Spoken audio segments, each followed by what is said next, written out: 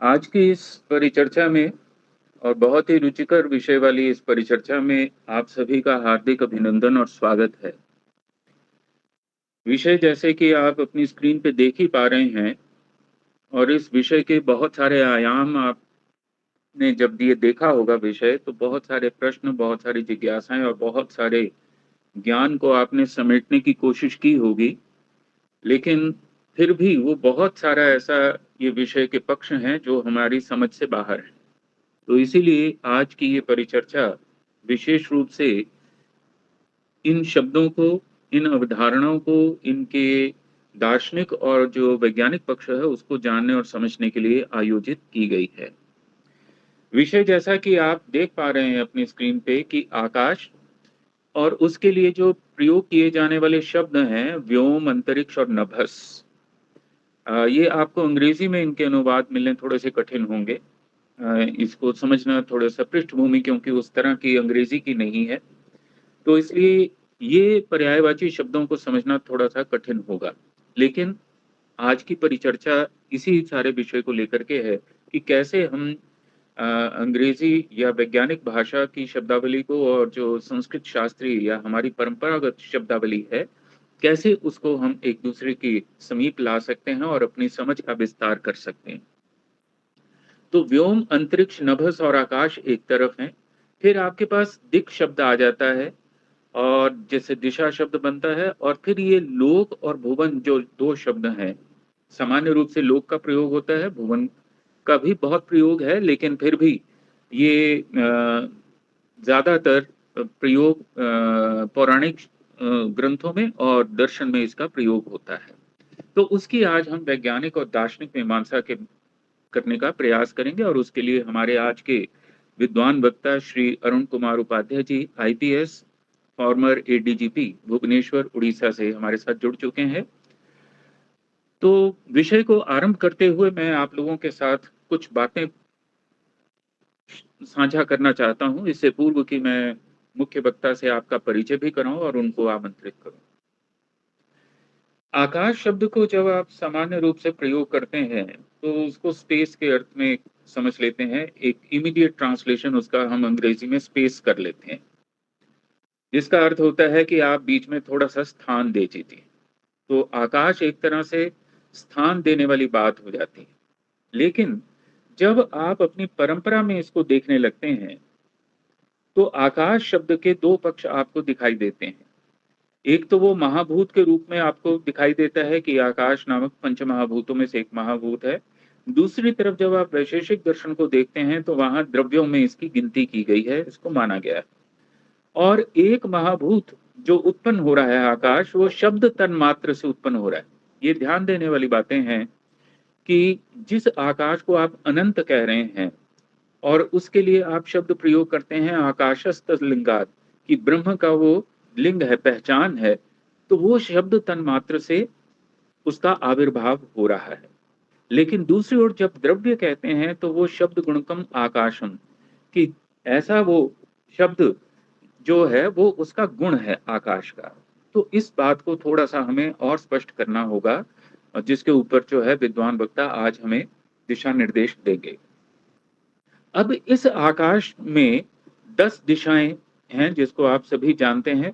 सामान्य रूप से लोग 8 दिशाओं की चर्चा करते हैं, लेकिन सामान्य रूप से भारतीय परंपरा में ये 10 हैं, उत्तर से लेकर के अधः तक। आप नीचे देख सकते हैं, स्क्रीन के ऊपर नज़र थोड़ी-सी रखेंगे तो मुझे बोलना कम पड़ेगा और समय बच जाएगा।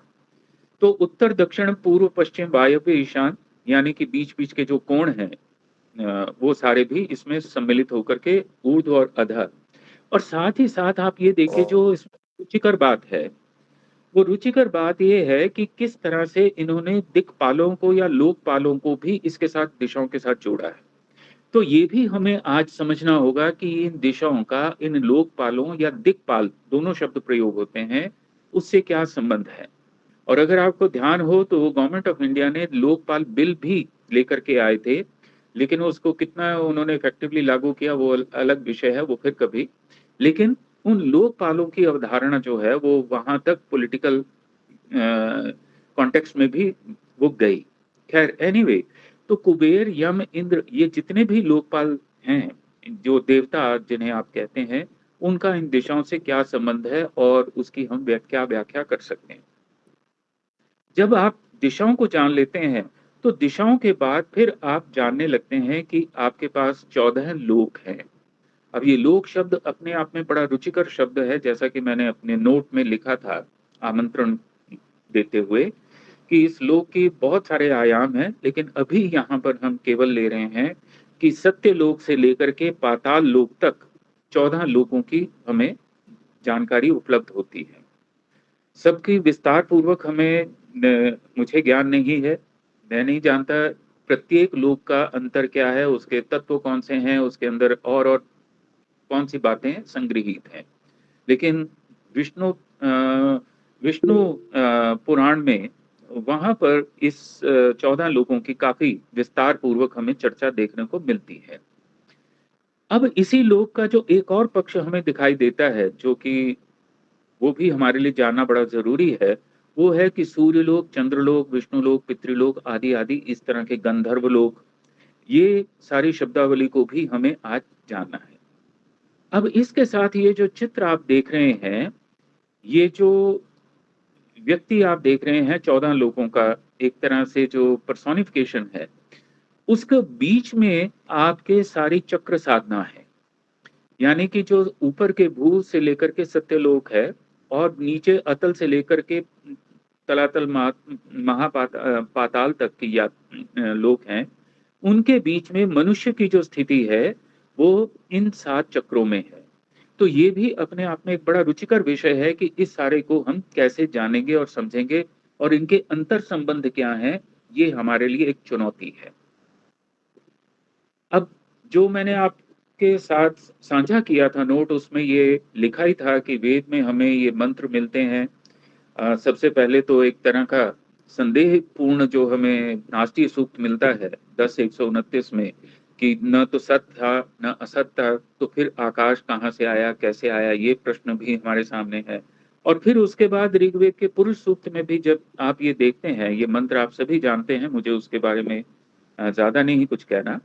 लेकिन उसको जब आप देखते हैं तो वहाँ पर क्या है कि ये आसीद अंतरिक्षम, नाभि से अंतरिक्ष पैदा हुआ और द्युलोक उससे पैदा हुआ, पद्भ्याम दिशा श्रोत्रा तथा लोकान कल्पयत। श्रोत्रों से लोक उत्पन्न हो रहे हैं, कानों से लोक उत्पन्न हो रहे हैं। तो ये बड़ी अपने आप में एक रुचिकर बात है। अब 1-2 प्रश्न और कह के मैं आपका परिचय कराऊँगा कि देखिए, जो विज्ञान की दृष्टि से भी ये प्रश्न हमें देखने होंगे, समझने होंगे, क्योंकि हम जब अपनी परंपरा के इन अवधारणाओं को समझने जा रहे हैं, तो उसमें ये एक मुख्य बात है कि विज्ञान द्वारा प्रतिपादित बिग बैंग का सिद्धांत, स्पेस, स्काई, मैटर की अवधारणाएँ आदि यह जानने के लिए उत्सुक करते हैं कि ये सब कहाँ विद्यमान थे और हैं। क्या स्पेस मैटर है या स्पेस में मैटर है या मैटर में स्पेस है? बिग बैंग कहाँ घटित हुआ था? ये हालाँकि बहुत प्राथमिक स्तर की बाल सुलभ जिज्ञासाएँ हैं। लेकिन ये अगर प्रश्न हमारे सामने आते हैं, तो साथ ही हमारे जो अंडरलाइन किए हुए ये कुछ और प्रश्न हैं कि यह निश्चित है कि इसी आकाश नामक महाभूत या द्रव्य में दिक् और उसके केंद्र सहित 10 भेदों और उनके विस्तार सहित 10-10 दिक्पालों के अर्थ और प्रयोजन को जानने के साथ उनमें सांस्कृतिक धार्मिक दृष्टि से स्वीकृत 14 लोगों के प्रारूप सार एवं प्रयोजन को जानना रुचिकर एवं ज्ञानवर्धक विषय होने की योग्यता रखता है। तो हम इस त्रिपुटी को, इस त्रिक को, जो कि आकाश, दिक् और लोक का है, उसके ऊपर आज चर्चा करने के लिए हमने सादर आमंत्रित किया है श्री अरुण कुमार उपाध्याय जी, जो कि आईपीएस हैं और फॉर्मर एडीजीपी भुवनेश्वर, उड़ीसा से हैं। और पृष्ठभूमि, ये बड़ी एक मज़ेदार बात है और मैं इसके लिए अपने भाग्य का धन्यवाद करता हूँ कि इस तरह के विद्वान व्यक्ति, जिनकी पारंपरिक पृष्ठभूमि भी है और वो आधुनिकता से भी जुड़े हुए हैं, वैज्ञानिकता से भी संबंध रखते हैं, तो ऐसे विद्वानों को आमंत्रित करते हुए मैं अपने आप को बड़ा भाग्यशाली समझता हूँ। आप देखें कि परंपरागत ज्ञान के साथ-साथ उन्होंने MSc physics, maths, forestry 17 books उनकी पब्लिश हो चुकी हैं, जिसमें भारतीय काल गणना और 150 से अधिक पेपर उनके प्रकाशित हो चुके हैं। और साथ ही साथ उनकी जो विशेषज्ञता है, रुचिपूर्ण विशेषज्ञता है, वो एंशिएंट और मॉडर्न मैथमेटिकल एस्ट्रोलॉजी में है। तो ऐसे व्यक्ति से जब हम ऐसी चर्चा करेंगे, उनसे निवेदन करेंगे कि वो हमारा इस अनंत विस्तार में हमारा मार्ग निर्देशन करें, हमें हमारी दिशा बतलाएं, हमारे ज्ञान की दिशा निर्धारित करें, तो निश्चित रूप से वो हमारे लिए बहुत लाभदायक और फलदायक होने जा रहा है। तो इससे पूर्व कि मैं उनको आमंत्रित करूं, मैं 2-3 बातें और आपके साथ साझा कर लेता हूं। जब आप भारतीय परंपरा की बात करते हैं, तो उसमें आप जैनिज्म और बुद्धिज्म को अलग नहीं कर सकते। वो भारतीयता के ही एक पक्ष हैं, बल्कि व्यापक दृष्टि से वो जो संस्कृत परंपरा है, उसके ही वो भाग हैं। लोग, इतिहासकार जिस तरह से भी उसको समझना चाहें, वो उनकी अपनी इच्छा है, लेकिन मेरे लिए कभी भी वो, बल्कि संस्कृत के परंपरा के वो 2 पंख हैं, जैनिज्म और बुद्धिज्म। तो जिन लोगों की विरोध में देखने की इच्छा है, वो उनकी सद्बुद्धि, भगवान उनको सद्बुद्धि दे। अब यहाँ देखिए कि जैनिज्म में वो बड़ा क्लियरली इन चीज़ों को बहुत स्पष्ट रूप से प्रतिपादित करते हैं कि आकाश क्या है, provides room to soul, matter, medium of motion and medium of rest, pervades everywhere infinitely, supports everything, thus it is self-supported, have no form, color, taste, smell, and touch, does not perform any active action, provides accommodation to soul and matter of their actions। ये बड़ी विचित्र बात है कि आत्मा का स्थान भी आकाश में ही है। is one and whole, sky and space both are different, we can see the sky because it is modification of the Pudgal, whereas space is invisible। तो इसलिए वो इसके भेद करते हैं, लोकाकाश और अलोकाकाश, जिसको मैं आगे आपके साथ अभी शेयर करूंगा। इसके साथ आपका अपने जो दर्शन है वो बताते हैं कि दिक दिशा जो है, उसकी परिभाषाएं उन्होंने दी हुई हैं, वैशेषिक दर्शन में बड़ी स्पष्ट रूप से आपको पता लगती हैं। और दूरांतिकादि धी हेतु रेखा नित्यादिगुच्यते, कि कौन सी बात, कौन सी वस्तु आपसे दूर है, कौन सी आपके पास है, वहां से दिशा का निर्धारण होता है। और उपाधि भेद से ये सारी दिशाएं प्राची आदि कहलाती हैं। तो इसमें मैं अधिक नहीं जा रहा, और यहाँ पे भी बहुत संक्षेप में आपके साथ मैं बात कर रहा हूँ कि यहाँ पर आप दाएं हाथ की ओर देख पा रहे हैं कि ऊर्ध्वलोक, मध्यलोक और अधोलोक, ये जैनिज्म में आपको दिखाई देते हैं। ऊर्ध्वलोक जो है रियल्म्स ऑफ गॉड्स और heavens, realms of humans, animals and plants, और अधोलोक जो है रियल्म्स ऑफ हेलिश बीइंग्स, ये है। और दूसरी ओर आप देखिए कि वहाँ भी बड़े रुचिकर तरीके से बुद्धिज्म में 3 लोकों में विभाजित किया गया है। हम लोग इसको 14 लोकों में ले रहे हैं, लेकिन बुद्धिज्म में जो है वो 3 लोक हैं। कौन से?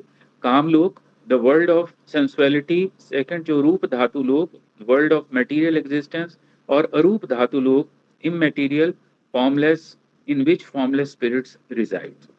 चलिए, अब इस सारे को लेकर के, और इसके बाद मैं आमंत्रित कर रहा हूँ आज के मुख्य वक्ता को, कि एक स्कॉलर हुए हैं डेबोरा सोइफर, वो इस विषय में एक टिप्पणी करते हैं। क्योंकि मुझे अपने भारतीयों की टिप्पणियां लोक के बारे में और आकाश के बारे में इस रूप में उपलब्ध नहीं हो पाई हैं, लेकिन इन्होंने, डेबोरा ने इस विषय में एक बड़ी रुचिकर बात की है, और आप बाकी सारे का सारा जो है वो उसको पढ़ सकते हैं। लेकिन उसमें से जो महत्वपूर्ण बात है वो क्या कहते हैं? Hence, inherent in the lok concept in the earliest literature was a double aspect, that is coexistent with speciality, was a religious or soteriological meaning which could exist independent of a spatial notion and immaterial significance। तो दोनों तरह से वो इस concept को देख रहे हैं, समझने का प्रयास कर रहे हैं, और मुझे लगता है कि ये एक महत्वपूर्ण हमारे लिए विचार बिंदु हो सकता है कि यहाँ से हम इस लोक के अवधारणा को समझें, आकाश की अवधारणा के ऊपर चर्चा आरंभ करें, और उसमें जो दिशाएं हैं वो किस तरह से उस अपना रोल निभाती हैं। तो इन सारे विषयों के ऊपर चर्चा करने से पूर्व मैं चाहूँगा कि हमारे साथ डॉक्टर रवि शर्मा जी, जो वैज्ञानिक हैं, कैलिफोर्निया से इस वक्त जुड़े हुए हैं, उन्होंने अपना हाथ खड़ा किया है। वो शायद एक टिप्पणी या कुछ प्रश्न हमारे साथ साझा करना चाहते होंगे, और उसके बाद मैं फिर मुख्य वक्ता को आमंत्रित करूंगा। जी सर। नमस्कार, प्रणाम आप सबको, और खास तौर पर हमारे वक्ताओं को, जिनमें आशुतोष जी और अरुण कुमार जी हैं। और अगर डॉक्टर वर्मा भी हैं तो उनका भी वेलकम है, और भी कई लोग हैं। तो मेरे को इतना सा कहना है कि आप 6 महीने से 1 वर्ष के बाद मुझे इसी विषय पर एक बार बोलने का मौका दें, क्योंकि मैंने इसमें बहुत रिसर्च की हुई है, जी लेकिन जी अभी आपके साथ वो मैं शेयर करने में इसलिए असमर्थ हूँ कि मेरे पब्लिशर ने, जो जर्नल में पब्लिश करने वाले हैं, उन्होंने मुझे कहा है कि अगर आप इस इंफॉर्मेशन को पब्लिक कर दोगे तो हम पब्लिश नहीं करेंगे। तो ये वो ठीक है। मेरा लोभ है कि एक बार वेस्टर्न जर्नल में जी अपने इंडियन डिस्कवरी को, जो कि मैंने खुद दूसरों से सीखी है और जी वेदों से सीखी है, तो इसलिए उनको आ, उस उनकी बात को रखने के लिए मैं क्षमा प्रार्थी हूँ। बाकी मैं काफी चीजों पे करीब 45 मिनट आपको जवाब देने में अभी दे सकता हूँ, जी लेकिन जी अभी नहीं करूंगा। आपसे क्षमा मांगता हूँ और आपसे प्रार्थना करता हूँ कि 6 महीने में या जब भी मेरा ये आर्टिकल पब्लिश हो जाए, तो उसके जी बाद आप मुझे एक मौका दीजिएगा। मैं काफी जी सारी चीजें, जहां तक जी सूक्ष्म की बात है वहां तक कर सकता हूँ। स्थूल की बातें आप करते रहिए, आकाश की, पंच महाभूत की, जी वगैरह की, उसमें मैं कुछ नहीं बोलूंगा, क्योंकि जी। अभी सीखा नहीं हूँ उसको। पर हाँ, सूक्ष्म वाले में मैं आपसे प्रार्थना करता हूँ, इसलिए मैं अब जी चुप हो जाऊंगा। ठीक है सर, हम तो आपके लिए और भी समय के लिए इंतजार करेंगे कि जब आप इस सारे विषय के ऊपर हमारा ज्ञानवर्धन करें। लेकिन एक बात का उत्तर तो आप दे सकते हैं कि क्या ये भूमिका उचित है? ओ, क्योंकि बहुत अपने पे उचित। संदेह क्योंकि अपने केवल पे उचित ही संदेह नहीं, जरूर बहुत है। सामयिक, बहुत बढ़िया है। अब इसमें आप यहाँ जब ये बाकी के 5 आप करते हैं ना, सूर्य जी लोक आदि, और जी इसको जब मानव की आकृति से आप कनेक्ट करते हैं, वहां मैं कुछ नहीं बोलने वाला। जी मैं तो आपको ये 14 लोकों पर और कुछ चीजों पर जो जी आपने बताई हैं, जी सर। नेचर, मेटाफिजिक्स, उस पर जी बोलूंगा, और जी काफी डीप बोलूंगा। और उम्मीद करता हूं कि आज के स्पीकर और आ, जी वर्मा साहब जैसे फिजिसिस्ट उसको जी अप्रिशिएट करेंगे। Thank you sir. जी धन्यवाद। तो अब मैं नमस्कार। आमंत्रित कर रहा हूँ श्री अरुण कुमार उपाध्याय जी को, जो कि फॉर्मर एडीजीपी हैं भुवनेश्वर उड़ीसा से।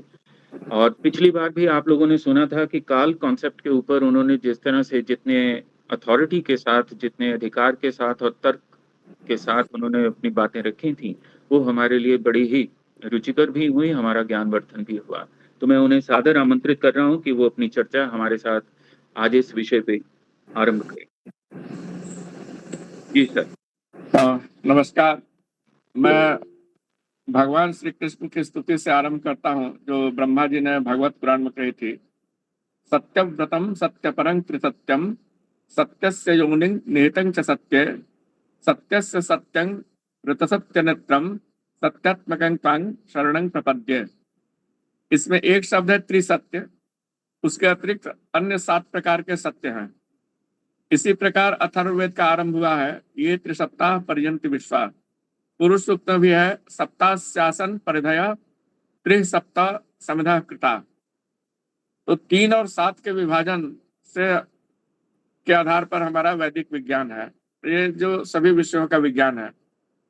यहाँ मेरा उद्देश्य 2 था कि कई प्रकार के सत्य हो सकते हैं, इसलिए कई प्रकार के सिद्धांत, एक ही चीज का कई प्रकार से वर्णन होता है। दूसरा यह है कि सत्य के कई स्तर हैं। जो कम सत्य है उसको हम मिथ्या कहते हैं, जैसे ब्रह्म सत्यम जगन मिथ्या। इसका अर्थ यह नहीं है कि जगत नहीं है, जगत कम सत्य है, उसका आधारभूत सत्य उससे बड़ा है, सत्य से सत्यम जो कहा है। और तीसरा है कि त्रिसत्य क्या है। जैसे हम लोग आधुनिक खगोल विज्ञान में कहते हैं, 3 प्रकार के समानता का वर्णन करते हैं कि पूरा विश्व हर स्थान पर एक जैसा है, हर दिशा में एक जैसा है और हर समय एक जैसा है। तो इसको परफेक्ट कॉस्मोलॉजिकल प्रिंसिपल कहते हैं आजकल। तो ये रूप जहां पर है पूरे विश्व में, उसको हम सत्यलोक कहते हैं, जहां पर ये त्रिसत्य है। और वैसे साहित्य की भाषा में कहते हैं कि नाम रूप और गुण तीनों में एक जैसा हो, उसको त्रिसत्य कहते हैं। लेकिन मैं खगोल विज्ञान की परिभाषा के अनुसार कह रहा हूं।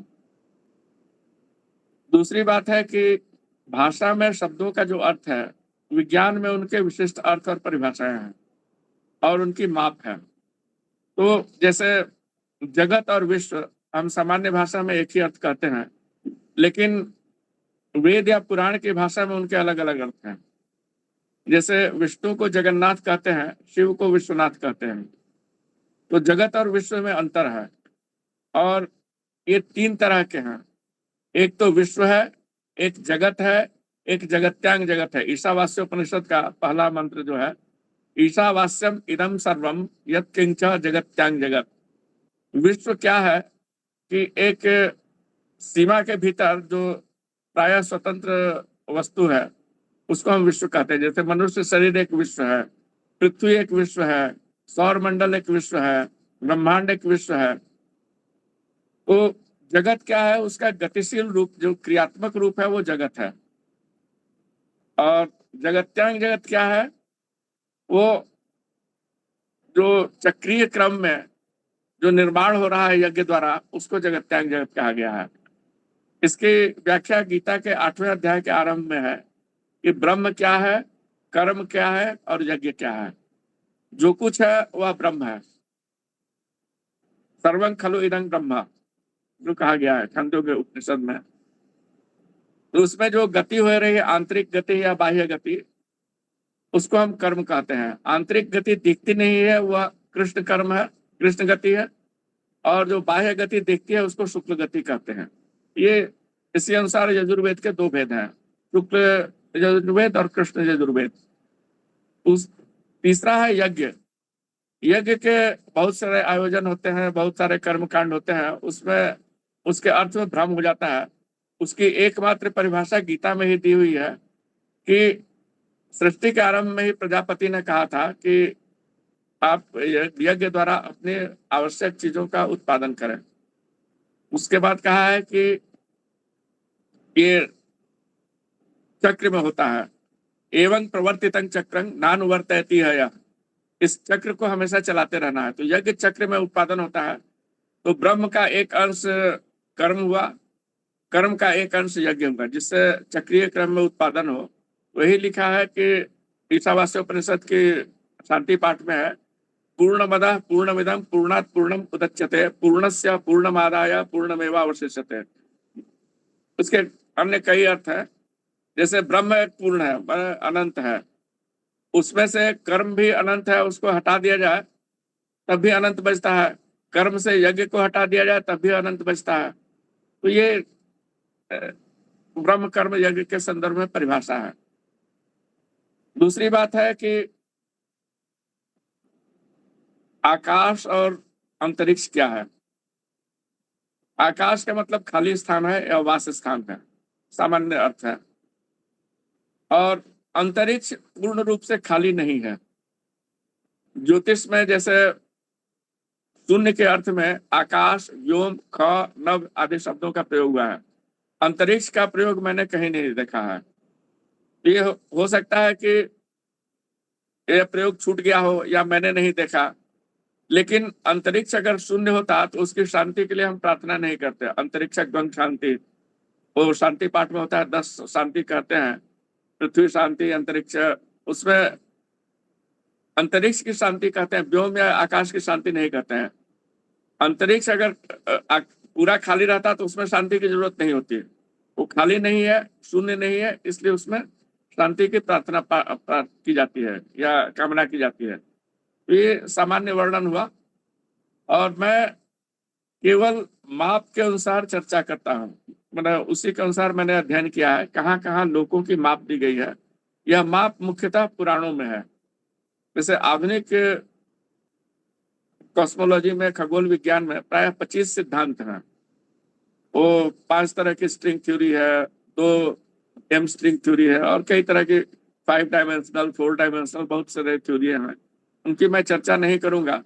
लेकिन किसी भी सिद्धांत में ये नहीं लिखा है कि मनुष्य, पृथ्वी, सौरमंडल, गैलेक्सी, इनका क्रम क्या होगा। आधुनिक विज्ञान में केवल एक सिद्धांत है सुब्रमण्यम चंद्रशेखर का, तो चंद्रशेखर लिमिट कहते हैं कि तारा का सबसे कम आकार कितना हो सकता है, वो चंद्रशेखर लिमिट कहते हैं। उसके अतिरिक्त आकाशीय पिंडों के आकार के बारे में आधुनिक विज्ञान में कोई थ्योरी नहीं है। ये इन सभी सिद्धांतों से बढ़कर के विष्णु पुराण के केवल 2 श्लोक हैं। जैसे 3 पृथ्वी और 3 आकाश कहे हैं, उनको वेद में 3 माता और 3 पिता कहा गया है। तो पहले तो पृथ्वी की परिभाषा है कि सूर्य और चंद्रमा से प्रकाशित जो भाग है उसको हम पृथ्वी कहते हैं। रविचंद्र मसूर जावत मयूख अवभाष्यते स समुद्र सरित शैला पृथ्वी तावती स्मृता। ये विष्णु पुराण के 2 खंड के 7वें अध्याय में 3रा और 4था श्लोक के मैं बात कर रहा हूँ। ये 3रा श्लोक है। सूर्य और चंद्रमा दोनों से जो प्रकाशित हमारा पृथ्वी ग्रह है, यह पहले पृथ्वी है। सूर्य से प्रकाशित भाग जो है वो सौर पृथ्वी है, दूसरी पृथ्वी। और सूर्य प्रकाश की जो अंतिम सीमा है जिसको ब्रह्मांड कहा गया है या आज गैलेक्सी कहते हैं, वह तीसरी पृथ्वी है। अगला श्लोक यह कह रहा है कि मनुष्य से जितनी बड़ी पृथ्वी है, पृथ्वी से उतना ही बड़ा उसका आकाश है। इसका अर्थ है कि जैसे हमारे लिए विश्व की सीमा पृथ्वी है, पृथ्वी का व्यास हमारे आकार का लगभग 100 लाख गुना है। तो सीमा को हम कोटि कहते हैं और हमारी सीमा, विश्व की सीमा 100 लाख गुनी बड़ी है, इसलिए 100 लाख को हम कोटि कहते हैं। उसी तरह से पृथ्वी का आकाश जो हुआ सौर मंडल, वह कोटि गुना बड़ा होगा। सौर मंडल की जो पृथ्वी है, उस पृथ्वी के लिए जो आकाश होगा गैलेक्सी, वह फिर 100 लाख गुना बड़ा होगा, कोटि गुना बड़ा होगा। और उसी क्रम में मान लेते हैं कि गैलेक्सी से कोटि गुना बड़ा सत्यलोक क्या होगा, वो वास्तव में अनंत है, लेकिन हम उसी क्रम में मान लेते हैं। इस क्रम में वेद में व्याख्या है इस क्रम के अनुसार। तो लोकों का वर्णन वेद में नहीं है, 7 लोकों का वर्णन, वहां धामों का वर्णन है। जैसे हिरण्यगर्भ सूक्त में है कि पहले क्रंदसी हुई, फिर हिरण्यगर्भ संवर्तताग्रे भूतस्य जाता पतिरे के आसित सौदाधार पृथ्वी व्यामुतेमां कस्मै देवाय हविषा विधेमा। तो भूतस्य जाता मैंने 5 महाभूत हैं, जिससे जो पूरा आकाश विश्व है वो प्रायः खाली है, उसका घनत्व तो बहुत कम है, इसलिए उसको हम प्रायः आकाश मान लेते हैं। और उसको वह भी पूरा शून्य नहीं है, इसलिए पूर्ण शून्य को कहते हैं परमे व्योमन कहते हैं, जहां ओम भी नहीं हो। वी ओम से व्योमन हुआ है, परमे व्योमन ऋग्वेद में कहा गया है। गति का आरंभ गैलेक्सी के निर्माण से हुआ, इसलिए उसको हम वायु तत्व कहते हैं, जिसको परमेष्टि मंडल कहा गया है। तेज का निर्माण या विकिरण ताराओं के बनने के बाद से, वह सूर्य के बनने के बाद से, वह तेज तत्व है। सौर मंडल के भीतर जो प्रायः ठंडा क्षेत्र है, वो कम गर्भ क्षेत्र है, चंद्रमंडल के भीतर, चंद्र कक्षा के भीतर, वह जल तत्व हुआ। और जो हमारा आधार है पृथ्वी, यह भूमि तत्व हुआ। तो इस तरह से जो सृष्टि के 5 पर्व हैं वो 5 तत्वों के प्रतीक हुए, इस अर्थ में कहा गया है 5 तत्व। और उसका प्रतीक जैसे है कलश पूजा में कलश स्थापित करते हैं, वो विश्व का, उसमें 5 महाभूत है। और हिरण्यगर्भ के प्रतीक में उस पैसा डालते हैं, तांबे का या पैसा पहले डालते थे, उस समय ये मंत्र पढ़ा जाता है, हिरण्यगर्भ मंत्र। तो उसमें कहा है कि हिरण्यगर्भ के बाद क्रंदसी और रुद्रसी हुए। जो पूरा विश्व है उसमें कहीं कोई परिवर्तन नहीं हो रहा है, जैसे जिस अर्थ में हम लोग उसको सत्यलोक कहते हैं, तो उसको संजति कहा गया है। और जो पूरा ब्रह्मांड या हमारा गैलेक्सी है उसको क्रंदसी कहा गया है, सौर मंडल को रुद्रसी कहा गया है।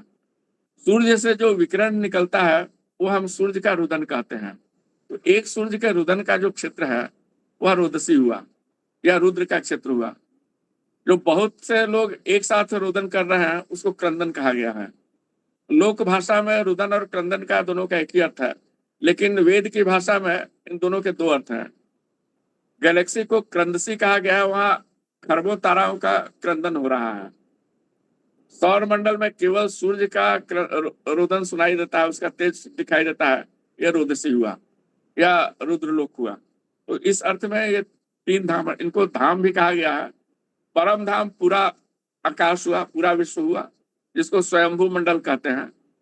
मध्यम धाम हुआ गैलेक्सी, जिसको परमेष्टि मंडल कहते हैं। परमेष्टि इस अर्थ में कहते हैं कि सबसे बड़ा ईटा है ब्रह्मांड विश्व का। उसी को ब्रह्मांड इसलिए कहते हैं कि ये पूरे ब्रह्म का एक अंडाकार पिंड है, इसलिए इस अर्थ में इसको ब्रह्मांड कहते हैं। और ये मध्यम धाम हुआ। अवम धाम हुआ सौर मंडल। तो इनके अंतरिक्ष को व्रत भी कहा गया है, ऋग्वेद के मंत्र है, लेख में उद्धृत है। जैसे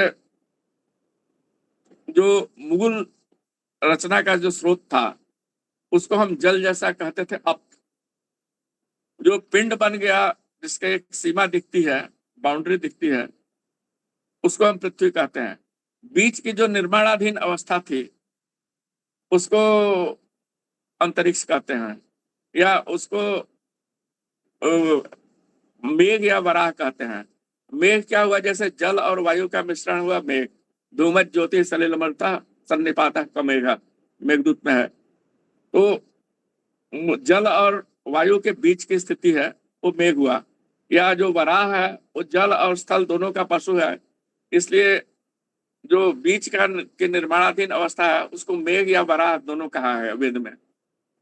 तो मेघ या वराह का रूप कैसा था? आजकल जो अंतरिक्ष है उसमें दिखता है। तो लिखा है कि जो पूरे विश्व का जो अंतरिक्ष है, स्वयंभू मंडल का जो गैलेक्सियों के बीच का जो स्थान है, खाली स्थान है, उसमें वो दिखता है कि मूल वराह कैसा रहा होगा, उसका वराह अंतरिक्ष।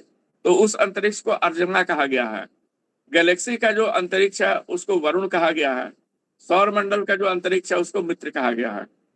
ये मित्र, वरुण और अर्जुमा का ये आकाश के अनुसार भेद है। पृथ्वी पर उनके दूसरे अर्थ है, उसकी मैं चर्चा अभी नहीं करूंगा। तो ये संक्षेप में वेद के जो धाम है इनका परिचय हुआ, धाम और अंतरिक्ष का। 7 लोकों का वर्णन केवल पुराणों में है और उसकी माप दी गई है पुराणों में।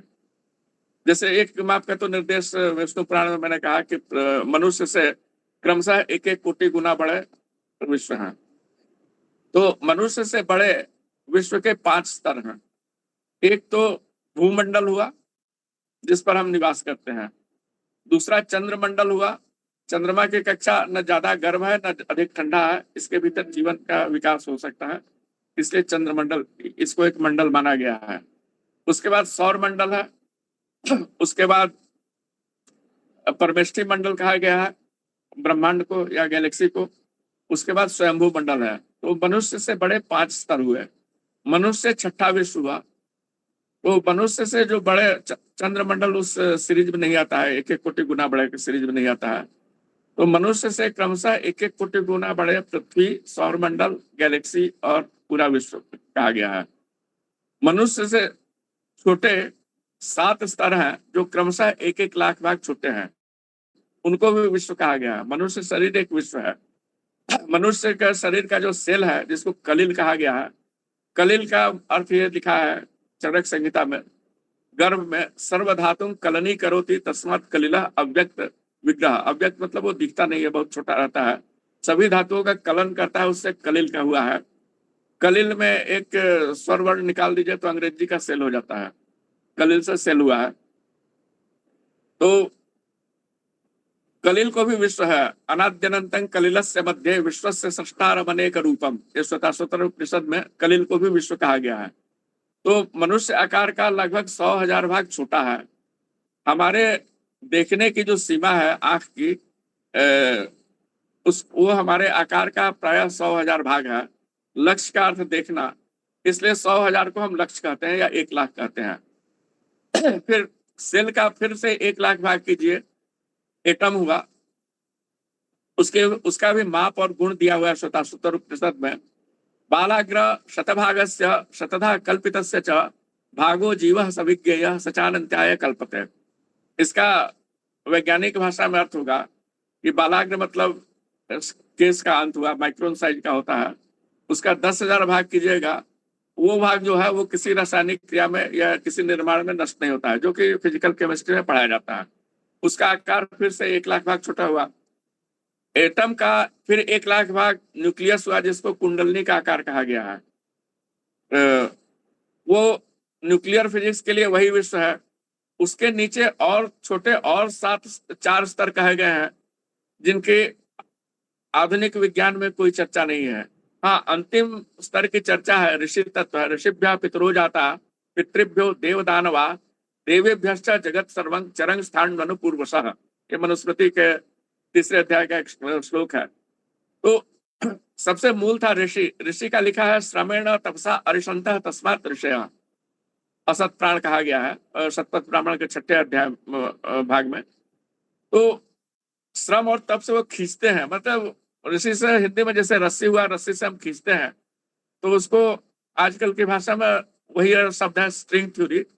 स्ट्रिंग का आकार जो है वो सबसे छोटा है। अगर मनुष्य से 7 स्तर बार 1-1 लाख भाग करते जाइए तो वो ऋषि का आकार होगा, और इसी आकार को प्लांक्स लेंथ से कहा गया है। तो भागवत पुराण में भी लिखा है कि इस दूरी को प्रकाश जितनी दूरी में पार करता है वह काल का परमाणु होगा। तो 1 जैसे आधुनिक फिजिक्स में 1.3 × 10⁻⁻35 मीटर ये प्लांक्स लेंथ कहा जाता है। तो भारतीय पद्धति में भी प्राय यही माप आएगी। 1.35 मीटर मनुष्य का आकार अगर मान लीजिए तो प्लांक्स लेंथ वही आता है। और इसकी इस दूरी को प्रकाश 10⁻43 सेकंड में पार करता है। इसको प्लांक्स टाइम कहा गया है। स्टीफन हॉकिंस की एक पॉपुलर किताब है ब्रीफ हिस्ट्री ऑफ टाइम, उसमें इसी समय से शुरू किया गया है। 10⁻43 सेकंड से कम समय का अनुमान नहीं किया जा सकता या उसकी गणना नहीं होती है। ये क्वांटम मैकेनिक्स का सिद्धांत है। तो ये विश्व के 7 स्तर हुए। तो ज्योतिष में जहां कहीं 13 अंक लिखना है, वहां 13 के बदले हम विश्व लिखते हैं। तो मेरे मन में बहुत संदेह था कि विश्व का अर्थ 13 क्यों हुआ। तो 13 इस अर्थ कुछ लोगों ने कहा कि नहीं, पाणिनि अष्टाध्यायी में जो गण पाठ है उसमें विश्व गण में 13 शब्द ही आते हैं, लेकिन ये हमको सटीक नहीं जचा।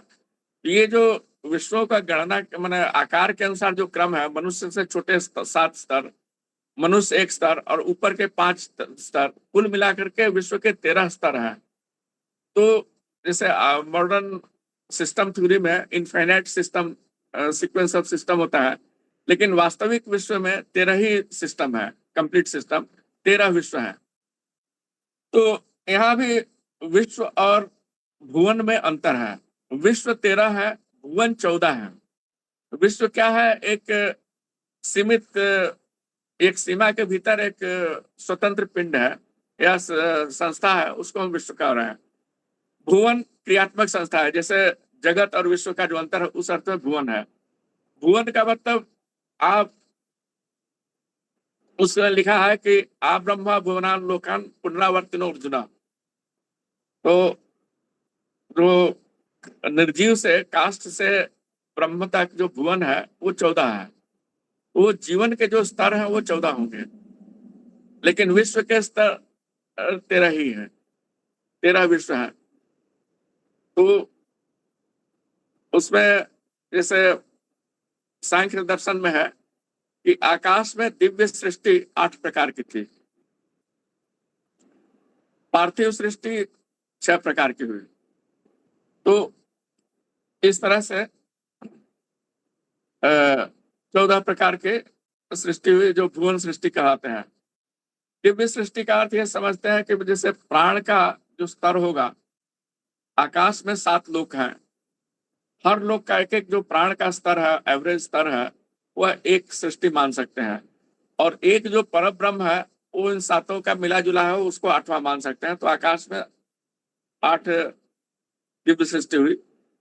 पृथ्वी पर 6 सृष्टि इस अर्थ में हुई कि पूरे विश्व का जो प्रतिमा है मनुष्य, वह एक सृष्टि हुई। प्रतिमा शतपथ ब्राह्मण में इसकी व्याख्या की गई है कि पूरे विश्व में जितने ब्रह्मांड हैं, गैलेक्सी हैं, हमारे गैलेक्सी में उतने ही तारा हैं और हमारे मस्तिष्क में उतने ही कण हैं, न्यूरॉन है। इस अर्थ में मनुष्य उसका विश्व की पूर्ण प्रतिमा है। उसके अतिरिक्त एक पूरा निर्जीव है, जैसे मृत है, मृत से मृदा हुआ है, मिट्टी हुई है, मिट्टी जैसा, मैंने हम कहते हैं मिट्टी में मिल गया, वो मरा हुआ। अर्ध संज्ञक है, वृक्ष है या वनस्पति है, ये 3 हुए, और बाकी 3 हुए वो जल, स्थल और वायु के जो प्राणी हुए, ये 6 सृष्टि हुई। तो आकाश में सृष्टि कैसे हुई? जैसे अथर्ववेद में कहा ये त्रिसप्ताह पर्यंत विश्वा, तो 3 प्रकार के 7 कौन कौन से हुए? पहले 7 लोक हुए, उसमें 8 दिव्य सृष्टि हुई और 6 पार्थिव सृष्टि हुई। तो इसको अथर्ववेद की परंपरा में इसको 786 कहा जाता था, जो बिस्मिल्लाह का जो संख्यात्मक रूप है। ये अथर्ववेद की परंपरा वहां से शुरू हुई, 786 का ये अर्थ है। और बाकी अन्य त्रिसप्ताह के अन्य कई अर्थ हैं, प्राय 10 अर्थ हैं, मैं उनके विस्तार में नहीं जाऊंगा, लेकिन मैं एक जीवन के अर्थ में और भुवन के अर्थ में कह रहा। तो भुवन जो प्राण रूप है या क्रिया रूप है, मतलब जीवित प्राणी है, उनके 14 स्तर है, वो भुवन है। और विश्व 13 है, लोक 7 है। तो आकाश के लोकों का मैं पहले वर्णन करूंगा। आकाश में कौन कौन से लोक हैं? पहला तो भूलोक हुआ, जो कि हमारी पृथ्वी है। दूसरा आकाश में हुआ चंद्रलोक, जो कि चंद्रमा की कक्षा का जो गोला है, उसको हम चंद्रलोक कहते हैं। केवल चंद्रमा चंद्रलोक नहीं है, चंद्रमा की कक्षा को घेरने वाला जो गोला होगा, उसको चंद्रलोक कहते हैं। सौर मंडल की 2 परिभाषा है। एक परिभाषा है जिसको पृथ्वी कहते हैं, जितनी दूरी तक सूर्य की कक्षा में कोई पिंड घूम सकता है, वो सौर मंडल की पृथ्वी है। उसका आकार कहा गया है कि सूर्य व्यास का 1 लाख गुना बड़ा उसकी त्रिज्या होगी।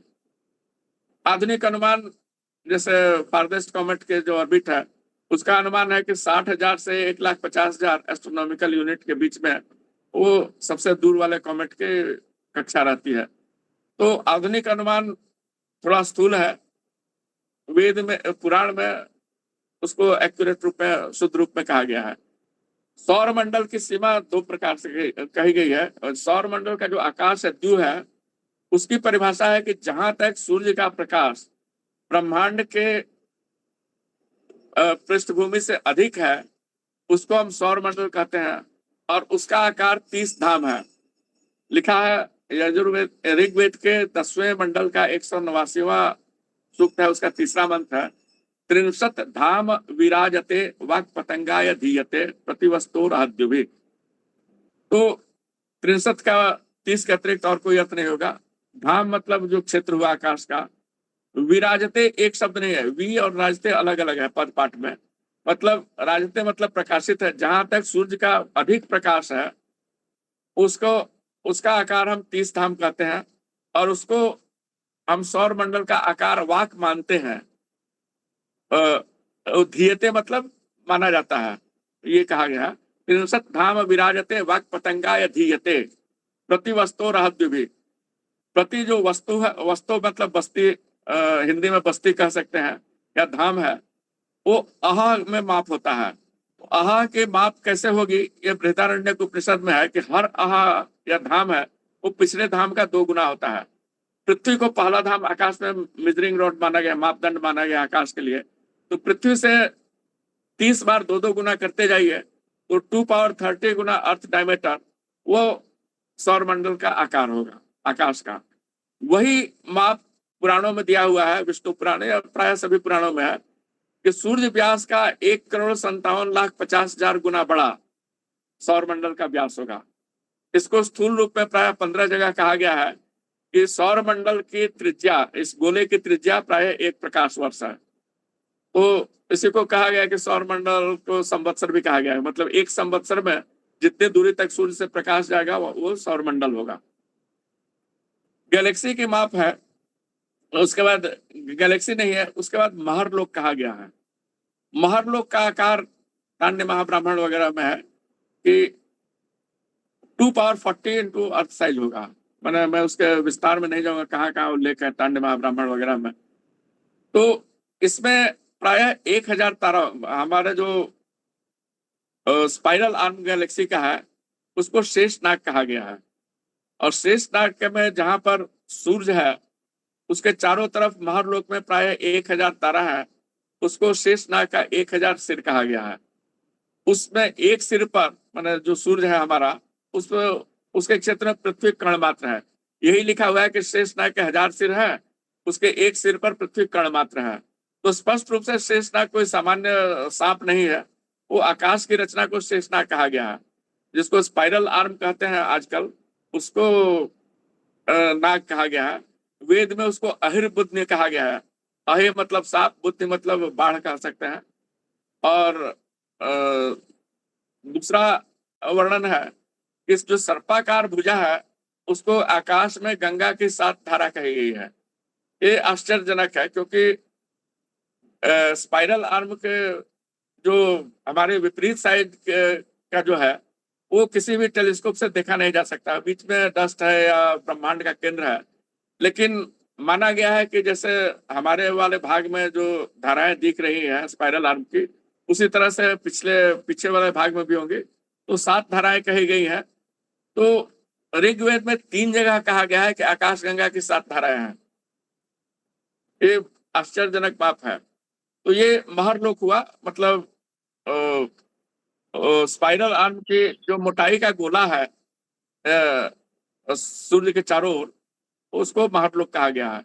जनहलोक वही है जो कि गैलेक्सी है, और उसका आकार भी कहा गया है कि उसकी परिभाषा है सूर्य सिद्धांत में, जहां तक सूर्य का प्रकाश दिखता है बिंदु मात्र, वह गैलेक्सी का व्यास होगा। वो यावत दिनकरस्य कर प्रसारा, एक 18 अंक की बड़ी संख्या दी गई है।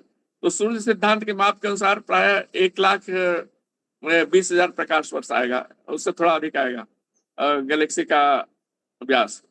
कठोपनिषद में जो व्यास दिया हुआ है वो 97,000 प्रकाश वर्ष है। तो सूर्य के प्रकाश की जो अंतिम सीमा है उसको विष्णु का परम पद कहा गया है, और वह सूर्यों का समूह है। तद विष्णु परमम पदम सदा पश्यन्ति सूर्या, ये मंत्र प्राय पढ़ा जाता है, श्राद्ध वगैरह में पढ़ा जाता है। तो विष्णु का जो परम पद है, परम पद का मतलब सूर्य रूपी विष्णु जहां तक बिंदु मात्र दिखेगा वो विष्णु का परम पद हुआ। और वो सूर्य का मतलब यहाँ सूर्यों का समूह है। सूर्य का मतलब विद्वान कहते हैं, दोनों अर्थ ठीक है, क्योंकि जितने सूर्य हैं ब्रह्मांड में उतने हमारे मस्तिष्क में कण है, न्यूरॉन है, इसलिए सूर्य के दोनों अर्थ हो गए, सूर्यों का समूह ब्रह्मांड या विद्वान व्यक्ति। उसके बाद तपालोक है। तपालोक को आज की भाषा में कहते हैं विजिबल यूनिवर्स। सिद्धांत रूप में जहां तक का प्रकाश या ताप हमारे तक पहुंच सकता है वह तपालोक है। इसका आकार दिया है कि ब्रह्मा का जो दिन रात है 8 अरब 64 करोड़ वर्ष, उतने समय में जितनी दूर तक प्रकाश जाएगा वह ब्रह्मा का तपालोक है। ये कई जगह परिभाषा दी गई। आधुनिक माप 8 अरब से 28 अरब तक के बहुत सारा अनुमान है कि विजिबल यूनिवर्स कितना बड़ा है। तो ये तपालोक का आकार है। ब्रह्मा का दिन की परिभाषा भी दी गई है कि ब्रह्मा का दिन हम किसको कहते हैं। लिखा है कि पृथ्वी अपनी औसत कक्षा गति से यदि ब्रह्मांड की गैलेक्सी की परिक्रमा करे, उसमें जितना समय लगेगा वह ब्रह्मा का दिन है। उतने ही समय के ब्रह्मा की रात्रि होगी, और ब्रह्मा के दिन और रात मिला करके जो जितनी दूर में प्रकाश जाएगा वो तपालोक है। और प्राय उसी अर्थ में विजिबल यूनिवर्स कहते हैं कि वहां तक का ताप हमारे तक पहुंच सकता है। और सत्यलोक वो अनंत है, जिसको हम मानते हैं कि वो त्रिसत्य है, मतलब परफेक्ट कॉस्मोलॉजिकल प्रिंसिपल। तो ये आकाश के लोकों की संक्षेप में चर्चा है। पृथ्वी पर इसी तरह से 7 लोक माने गए थे। तो पहले पृथ्वी का नक्शा कैसे बनाते थे इस पर चर्चा होगी। पृथ्वी का नक्शा 2 प्रकार से बनता था। जो एक तो लिखा है जैसे हर पुराण में, ये भूपद्म के 4 दल हैं। दल का मतलब कि या पाद है, मतलब क्वाड्रेंट कह सकते हैं या एक पाद कह सकते हैं। उत्तरी गोलार्ध का 4 खंड में नक्शा बनता था। तो पहला जो हमारा जो खंड है वो भारत भूखंड है। भारत के पूर्व में भारत भूखंड कहाँ हुआ? उज्जैन से 45 डिग्री पश्चिम से 45 डिग्री पूर्व तक, विषुवत रेखा से ध्रुव प्रदेश तक। इसकी एग्जैक्ट परिभाषा किष्किंधा कांड में दी गई है। कि वामन का पूर्व दिशा में पहला पद कहाँ पड़ा था। वो लिखा, ये नहीं लिखा है कि एक ही दिशा में पद डालते जा रहे थे। वामन का पहला पद पूर्व दिशा में, जो भारत की पूर्वी सीमा थी, यवत द्वीप की पूर्वी सीमा थी, मतलब इंडोनेशिया का जो पूर्वी भाग, संभवतः पपुआ न्यू गिनी के पास, वहां पर पहला पद पड़ा था। दूसरा पद मेरू शिखर पर पड़ा, मेरू मतलब उत्तरी ध्रुव पर। तीसरा पद कहा है कि वापस बलि के स्थान तक गया, मतलब भारतीय पद्म की पश्चिमी सीमा तक। तो ये वहां से पता चला कि ये पूरा एक गोलीय त्रिभुज हुआ, इसको कह सकते हैं। भारत का जो पूर्व का जो पाद है उसको भद्राश्व वर्ष कहते थे। भद्राश्व वर्ष मतलब जापान कोरिया वगैरह थे, लेकिन वो समुद्र में भी जो क्षेत्र आएगा वो भद्राश्व वर्ष हुआ। पश्चिम में केतुमाल वर्ष हुआ। केतुमाल में जैसे मोरक्को में जो पिलर ऑफ हरकुलस कहते थे उसको केतुमाल कहते थे, तो उस अर्थ में उसको केतुमाल कहते थे। वो भी वो भौगोलिक एक क्षेत्र है, मतलब उसका उसमें स्थल और जल दोनों भाग आएंगे। और जो विपरीत भाग है उसको कुरु वर्ष कहते थे। कुरु में भ्रम होता है। कुरु वर्ष अमेरिका में था। उत्तर कुरु साइबेरिया की राजधानी ओम्स्क है, और एक भारत में कुरुक्षेत्र है। भारत का कुरुक्षेत्र और ओम्स्क वो लगभग एक ही देशांतर रेखा पर है, इसलिए उसको उत्तर कुरु कहते थे। मतलब सब कुरुक्षेत्र की लाइन पर सबसे जो उत्तर का नगर था उसको ओम्स्क उत्तर कुरु कहते थे। आजकल उसको ओम्स्क कहते थे। ओम्स्क भी संस्कृत शब्द है। उस वो जीरो देशांतर रेखा थी, शून्य।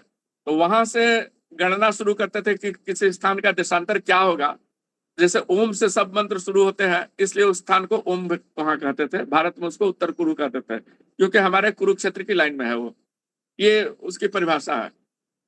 उसी तरह से दक्षिण में 4 क्वाड्रेंट थे, 4 भाग में मैप बनता था। उसके अतिरिक्त सभी महाद्वीपों का अलग अलग नक्शा बनता था। ये 2 तरह का मैपिंग सिस्टम था। तो कई, जैसे क्रॉन्च पर्वत उत्तर अमेरिका का लिखा हुआ है कि नक्शे में यह उड़ते हुए पक्षी जैसा दिखता है। क्रॉन्च पर्वत और क्रॉन्च द्वीप दोनों उड़ते हुए पक्षी जैसे दिखते हैं, इसलिए इसको क्रॉन्च पर्वत कहा गया है, क्रॉन्च द्वीप कहा गया है। तो आप देखिएगा जैसे नॉर्थ अमेरिका और रॉकीज माउंटेन दोनों उड़ते हुए पक्षी जैसे दिखते हैं। अलास्का उसका मुंह जैसा दिखेगा, फ्लोरिडा और के आसपास उसका लगेगा कि पिछला अपना वो पैर फैलाए हुए है नीचे की तरफ। तो नक्शे में कौन सा द्वीप कैसा दिखेगा इसका कई जगह वर्णन है। तो जो भारत का जो द्वीप है इसको देव त्रिलोकी कहते थे। जैसे हिमालय से दक्षिण तक, समुद्र तक, ये भारत भाग हुआ, एक लोक हुआ। हिमालय और मंगोलिया के बीच में द्वितीय लोक है, मध्यम लोक। और साइबेरिया और उत्तर ध्रुव तक वो स्वर लोक हुआ। तो चीन वाले प्राचीन काल में कहते हैं कि मिडिल किंगडम कहते थे, इसी अर्थ में कि भारत और रूस के बीच में है। ये देव त्रिलोकी थी, जिसके अध्यक्ष को इंद्र कहा जाता था, और भारत के अध्यक्ष को अग्नि कहते थे, जिसको लोक भाषा में आजकल अग्रसेन कहते हैं। मारवाड़ी लोगों में ज्यादा प्रचार है अग्रसेन का। तो अग्रसेन कोई एक व्यक्ति नहीं थे, वो जो भारत का जो हेड होता था उसको अग्नि कहते थे। अग्नि को अग्नि कहा गया है उस अर्थ में। तो ये इंद्र की त्रिलोकी थी, जिसको पर के कुछ भागों पर बलि ने अधिकार किया था, और बलि को वापस छोड़ना पड़ा।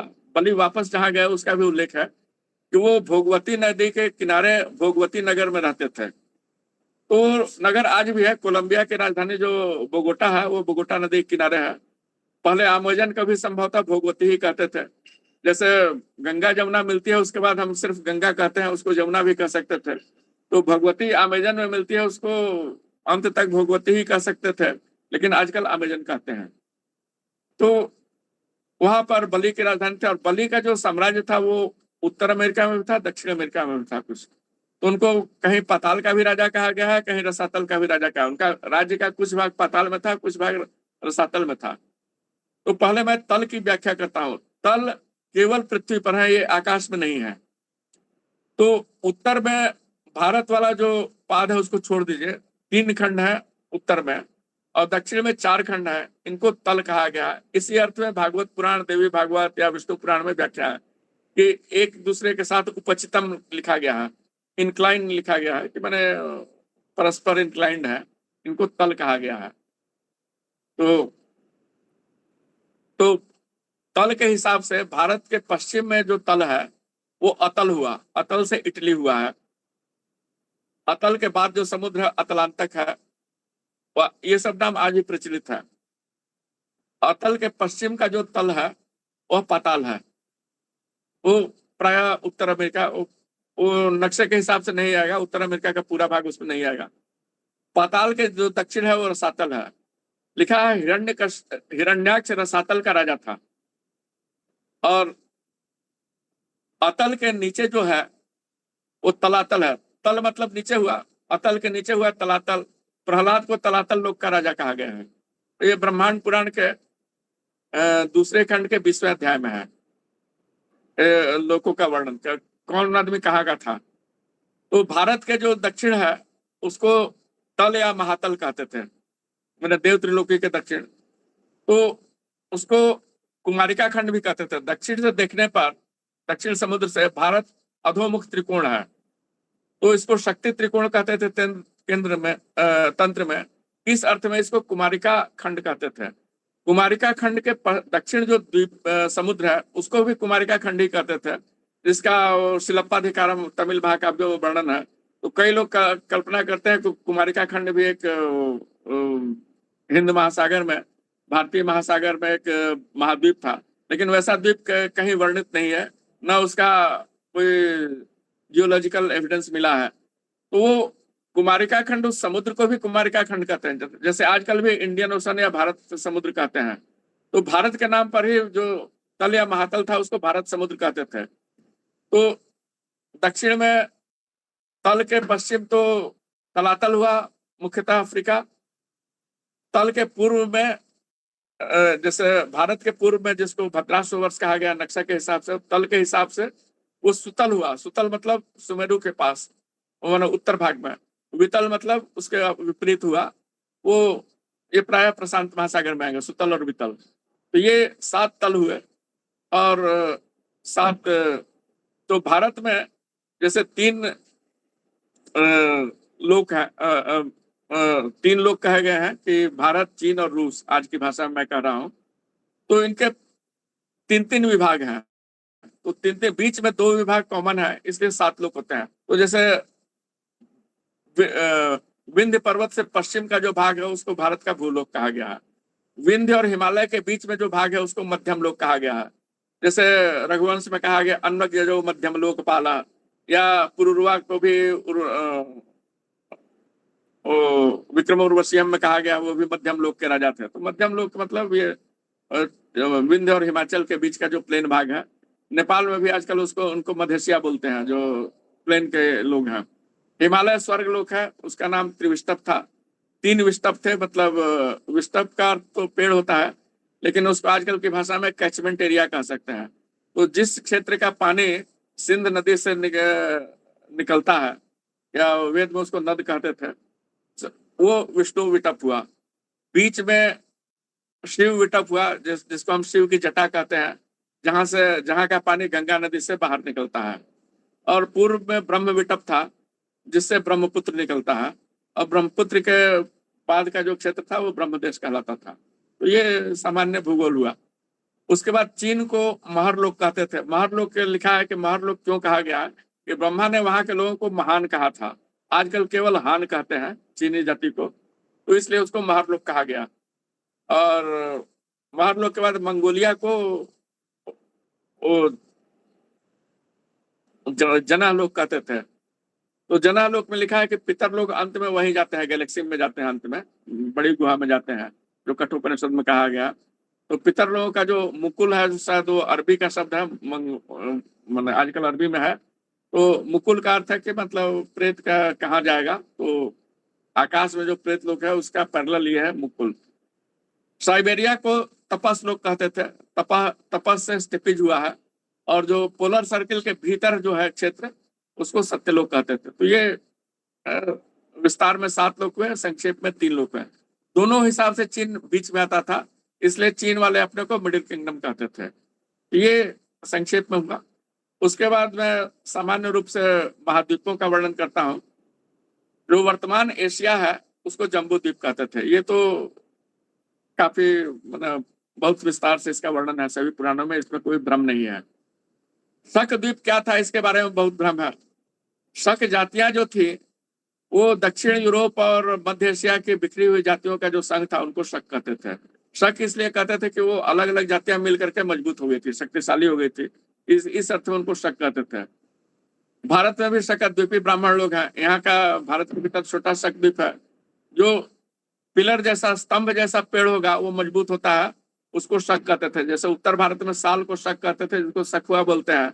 दक्षिण भारत में टीक को शक कहते थे, सागवान कहते हैं, शकवन से सागवान हुआ है। लेकिन शकद्वीप लिखा है कि ऑस्ट्रेलिया में है, भारत के दक्षिण पूर्व दिशा में शकद्वीप का वर्णन है।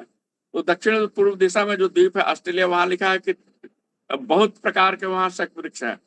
वहां करीब 300 प्रकार के, और आधुनिक विज्ञान के अनुसार 300 प्रकार के यूकलिप्टस है, इसलिए उसको शक्द्वीप कहा जाता था। अग्निकोण में रहने के कारण उसको अग्निद्वीप भी कहते थे।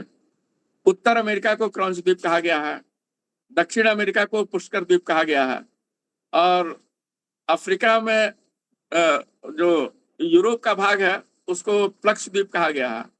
इसके बारे में भी प्राय एक मत है। अफ्रीका, वर्तमान अफ्रीका में 2 द्वीप थे। उत्तर का भाग कुश द्वीप है। कुश द्वीप इसलिए कहते थे कि वो सहारा मरुभूमि में प्रायः केवल कुश के अतिरिक्त कुछ नहीं होता है।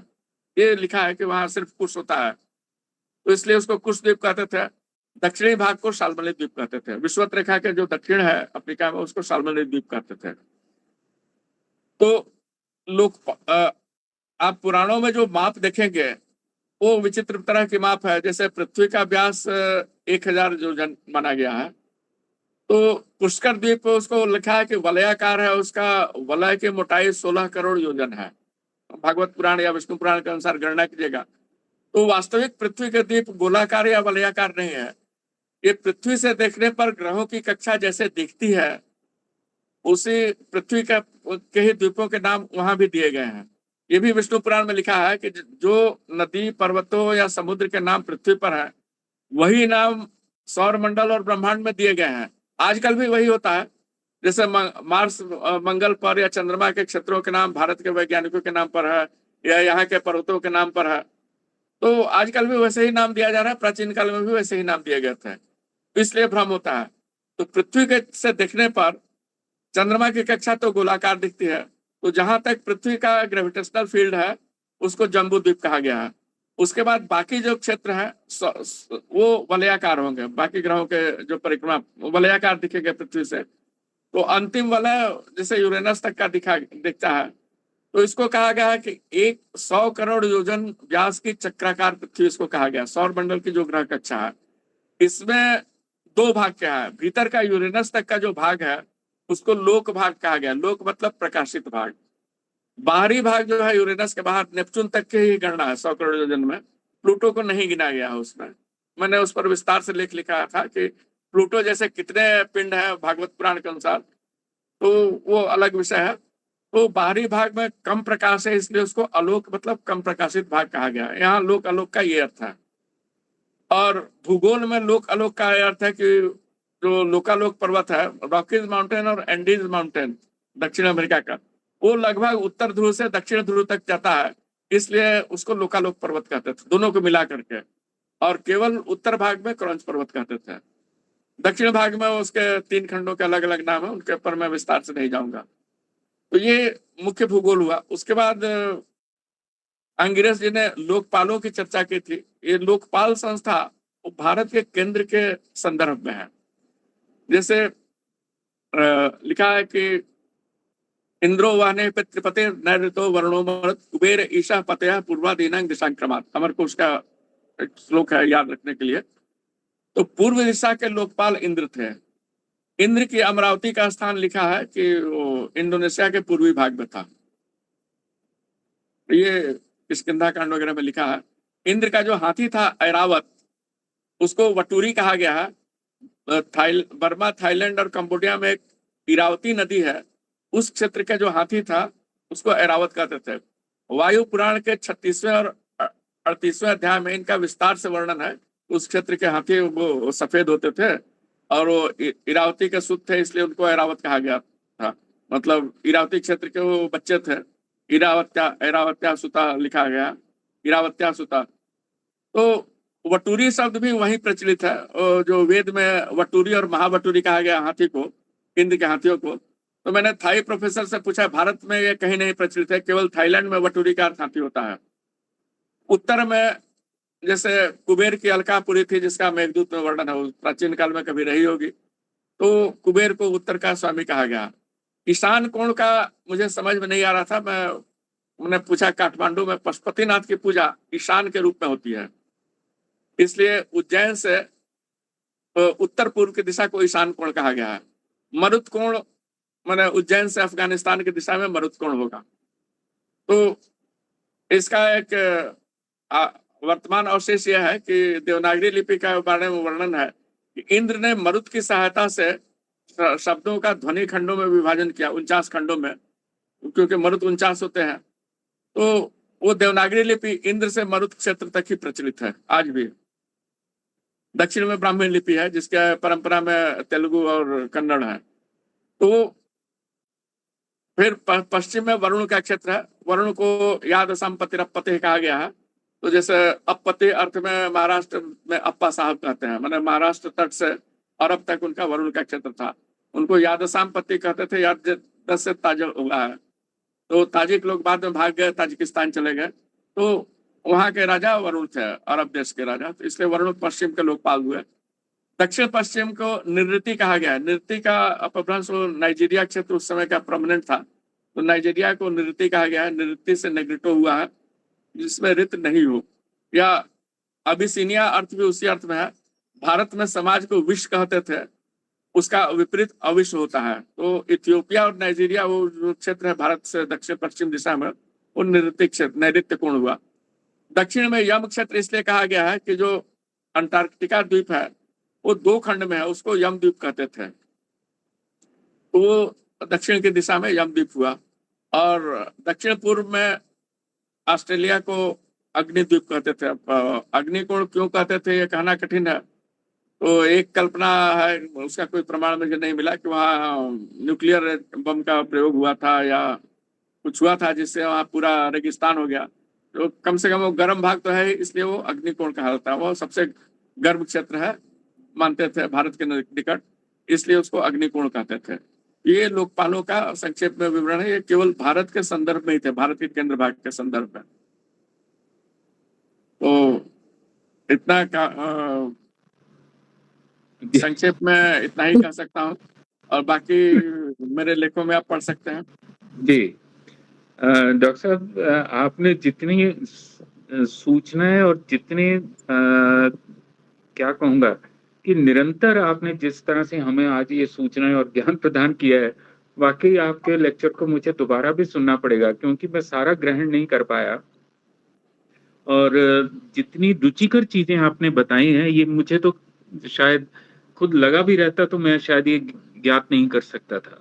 इतनी सारे आपने हमें नई जानकारियां दी हैं, तो अपनी ही परंपरा का ज्ञान हमें नहीं है, और मालूम नहीं कि आप सचमुच आप पर सरस्वती की कृपा है कि आपको इस तरह से ये इतना स्मरण है और सद्य स्फूर्त है सब कुछ ज्ञान। ये अद्भुत बात है। सचमुच आप धन्यवाद के पात्र हैं, आप प्रणाम के योग्य हैं।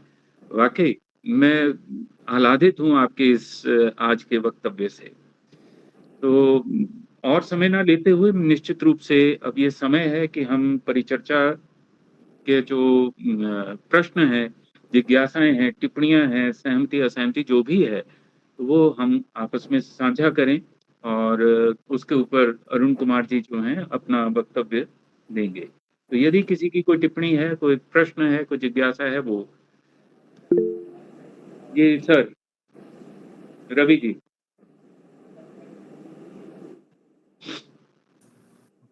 नमस्कार और प्रणाम। आपका अद्भुत ज्ञान है और अद्भुत इंटीग्रेशन ऑफ नॉलेज की कैपेसिटी भी आपकी है। तो 2 मामले में मैंने ऐसा अभूतपूर्व सिंथेसिस, आप कहाँ तो अणुरणीयाम मैं तो महियान वाला मुकाबला हो गया है।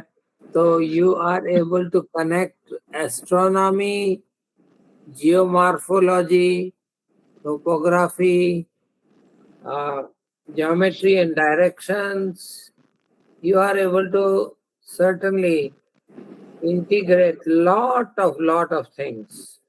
And certainly, I am baffled. Many things I had not understood. What जी you sense now, especially I have been to Bali last year, and I am impressed with the survival of Vedic Sanskriti in Bali for last at least couple of thousand years or maybe more. So can you kindly comment a bit on that? But wow, you can connect the macro and micro both, which is adbhut. Thank you. Pranam, and the rest when I speak. जी जी sir, वाकई ना तो चमत्कार है ये तो आज बहुत मैंने बढ़िया। इसमें जी एक सर। अनंत के का उन्होंने कहा अणु अणियान महतो महियान, जी ये अनंत और शून्य की कैलकुलस या अलजबरा में परिभाषा है कि अच्छा, बड़ी से बड़ी संख्या से जो बड़ा हुआ अनंत है।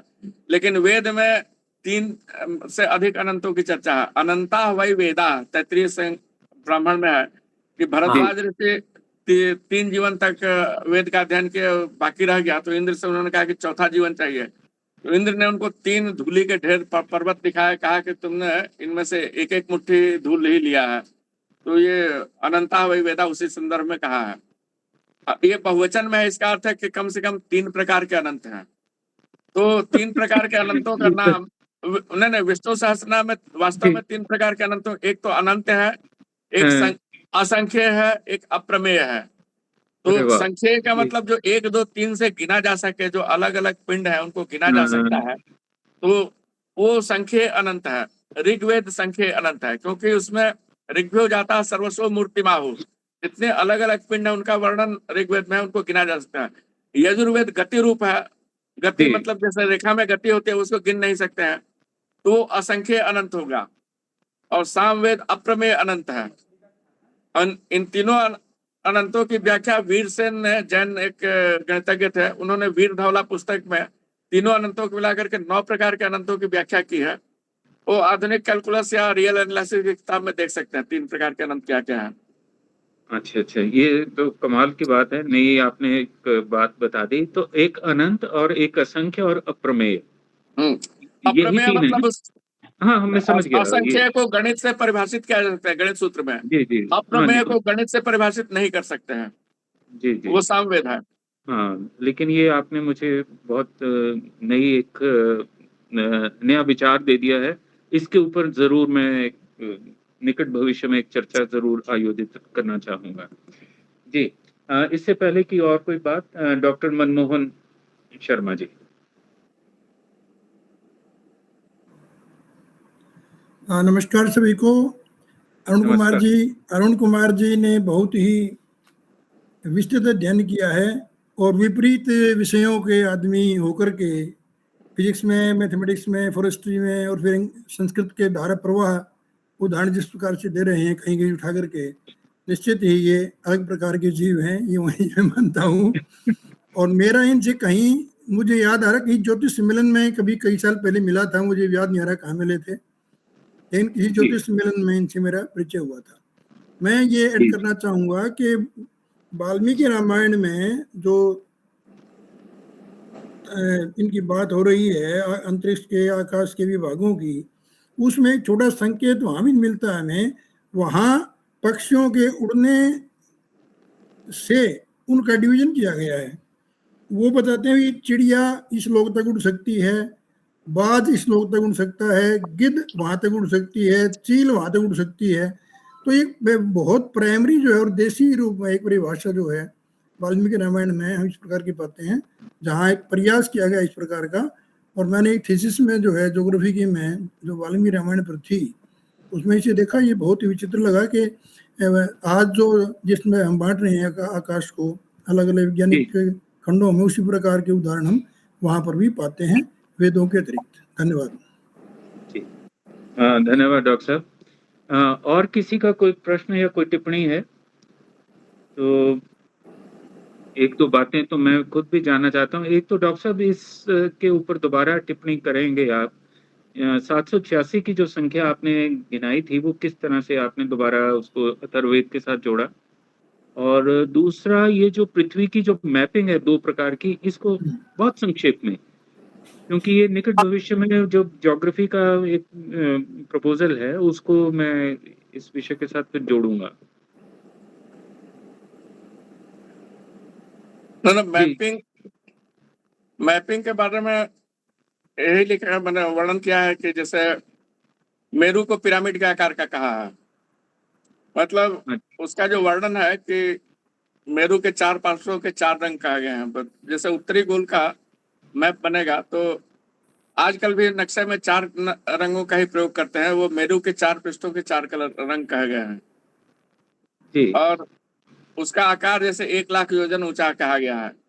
तो विषुवत रेखा के पर आधार पर आप एक उसके चारों तरफ एक वर्ग बनाइए जी, और उस वर्ग ठीक के है। आधार पर एक पृथ्वी के व्यास से 100 गुना बड़ा पिरामिड बनाइए, मैंने काल्पनिक पिरामिड ज्योमेट्रिक। उस हुँ। पर जो प्रोजेक्शन होगा द्वीपों का, उस तरह से मैप बनता था। जी। और उससे होता क्या था कि जैसे ध्रुव प्रदेश का आकार अनंत आकार हो जाएगा। जैसे आप मैप में देखिएगा तो ग्रीनलैंड भारत से बहुत बड़ा दिखता है। हुँ, उत्तरी हुँ। ध्रुव प्राय अनंत आकार का हो जाएगा। तो उत्तरी ध्रुव में स्थल भाग नहीं है, ये आर्यभट्ट ने लिखा है कि वहां केवल जल है। तो उत्तरी ध्रुव में सीमा नहीं होती थी। जी। दक्षिणी ध्रुव में अनंत आकार हो जाएगा, लेकिन वहां वास्तविक महाद्वीप है तो उसका अलग से मैप बनाना पड़ता था, क्योंकि वो अनंत आकार का हो जाता है इस माने प्लेन मैप ओके। बनाने में। इसलिए उसको अच्छा। अनंत द्वीप उसी कहा है कि ओके, पृथ्वी ओके। के सबसे नीचे है। अच्छा, और ये जो 786 का अथर्ववेद से आपने संबंध जोड़ा, ये एक बार बहुत संक्षेप में, नहीं नहीं, क्योंकि ये उसके बाद सांख्य दर्शन की मैं व्याख्या कर रहा था, तो उसमें मैंने हाँ, लिखा कि 8 दिव्य सृष्टि है राइट, और ठीक है। 6 पार्थिव सृष्टि होंगी। वो तिर्यक हुँ। जो नहीं कहा गया है, हाँ जी, मैंने हाँ जी। मनुष्य के अतिरिक्त बाकी को तिर्यक जो नहीं कहा गया अच्छा। है। हुँ। तो 8 और तो 6 और उसके पहले 7 लोग बने थे। हुँ। अच्छा, इस तरह से आपने इसको किया स्पष्ट। ठीक है, मैं अब समझ गया इस बात को। राकेश रोशन जी। राकेश जी, अपने को सर जब जी, बोल जी। रहे थे अरुण, सभी को प्रणाम। जी, जी। सर अरुण सर जब एक बोल रहे थे कि चंद्रमंडल या चंद्रलोक की जब वो चर्चा कर रहे थे, तो उसमें उन्होंने बोला था कि चंद्रमा का या चंद्रलोक का जो तापमान है बहुत ज्यादा नहीं है, लेकिन चूंकि जैसा कि सूचनाएं हैं कि वहां पे मतलब जो उनका 14 दिन का दिन और 14 दिन का रात होता है, उसमें टेम्परेचर जो है रात्रि समय में -200 तक भी चला जाता है। तो इस विषय में थोड़ा सा सर का मार्गदर्शन चाहिए था। जी। नहीं, जैसे शनि के पास जाइएगा तो बहुत ठंडा हो जाएगा, शनि कक्षा के पास। और बुध और शुक्र के पास बहुत गर्म होगा। वहां जैसे मनुष्य हम रह नहीं सकते हैं, या जीवन का विकास वहां संभव नहीं है। बहुत गर्म होने पर जीवन नहीं बन सकता है। इसीलिए उसको रुद्र कहा गया है कि वहां जो भी वो अणु होगा शरीर का, वो टूट जाएगा, जो खंडन कर देगा। उस अर्थ में भी रुद्र का प्रयोग हुआ है, रुद्र शब्द का। अधिक तेज होने पर वहां जीवन नहीं रह सकता है। बहुत ठंडा होने पर हमको सूर्य की शक्ति नहीं मिलेगी चलने फिरने की या जीवन की। जी। तो बीच का जो भाग है, इसको अत्रि कहा गया है। वो रघुवंश के दूसरे अध्याय का जो अंतिम श्लोक है, अथ नयन समुत्थं ज्योतिरत्रे रिवद्यौ सुरसरिदेव तेजो वन निष्ठु तमैसम। जो अत्रि है, मतलब अत्र अर्थ में कह सकते हैं यहाँ पर सूर्य से तेज आ रहा है और गैलेक्सी से वो पदार्थ आ रहा है। दोनों मिलकर के पृथ्वी पर जीवन का विकास हो रहा है। वो वेद गोपथ ब्राह्मण में इसकी व्याख्या है कि भृगु और अंगिरा के मेल से वो जी। सृष्टि हो रही है। भृगु मतलब आकर्षण, अंगिरा मतलब अंगारा, बाहर जी। विकिरण। लेकिन इनका, राकेश जी का प्रश्न कुछ इस तरह से था कि चंद्रलोक जो है, वहाँ पे जीवन की कैसे संभावना बनेगी? क्योंकि वो अत्यंत शीतल है। -200 जैसे कि वो शायद बता रहे थे। नहीं, चंद्रलोक पे नहीं, मैंने जी। चंद्रमा में बहुत ज्यादा भी हो जाएगा। चंद्रलोक मतलब सौर मंडल का जो ये भाग है, चंद्र कक्षा के केंद्र में जो पृथ्वी है, मतलब पृथ्वी पर उसको क्या कहते हैं, ओके। समशीतोष्ण कह सकते हैं, ज्यादा गर्म अच्छा, नहीं है, ज्यादा ठंडा नहीं है। जी, जी, जी। हाँ, तो ये थोड़ा-सा समझने की बात है, इस बात को हम ठीक से पकड़ें कि भई कक्षा की बात और है और ग्रह की बात और है। तो उसके अंतर को थोड़ा-सा ध्यान में रखते हुए ही हमें इस सारे विषय को देखना होगा। तो जी, जी, देखिए धन्यवाद सर। जी, और किसी का कोई टिप्पणी या किसी की कोई जिज्ञासा हो, तो फिर हम इसको पूर्णता की ओर अग्रसर करेंगे। तो मुझे लगता है कि आज का इतना माइंड बॉगलिंग इन्फॉर्मेटिव सेशन था कि हम लोगों को इतनी सूचना को संग्रहित करने में काफ़ी समय लगेगा और अच्छा हुआ कि इसको हमने रिकॉर्ड किया है आज के सत्र को और इसको आप लोगों के साथ मैं जल्दी साझा करूँगा। और इसके अतिरिक्त अरुण जी ने मेरे साथ 3 पुस्तकें जो हैं वो पैम्फलेट शेयर किए थे, वो मैंने ग्रुप में आप सबके साथ साझा किया है, उसको भी आप देखें और फिर उसके बाद हम इस सारी चर्चा को और अग्रसर निकट भविष्य में करेंगे। लेकिन लेकिन ये बात निश्चित रूप से बड़ी महत्वपूर्ण है कि ये जो आकाश को लेकर के हम लोगों में अक्सर एक अस्पष्टता सी रहती थी। मैं भ्रम तो नहीं कहूँगा, लेकिन अस्पष्टता आकाश को लेकर के एक रहती थी कि तन्मात्र से आ रहा है या उधर वो गुण धर्म से उसका निर्माण हो रहा है और फिर जो है ब्रह्म सूत्र में उसको आकाशस्थ लिंगात हम कह रहे हैं। तो वस्तुतः आकाश की अनंतता और जो शून्य है, अभावात्मक शून्य है, उसके बीच में आकाश कहाँ खड़ा होता है? तो बहुत सारे प्रश्न थे और हमें और नई कई जानकारियाँ उपलब्ध हुई हैं। तो मैं चाहूँगा कि जाते-जाते एक अंतिम टिप्पणी आकाश के बारे में डॉक्टर साहब करें और फिर मैं धन्यवाद ज्ञापन करूँगा।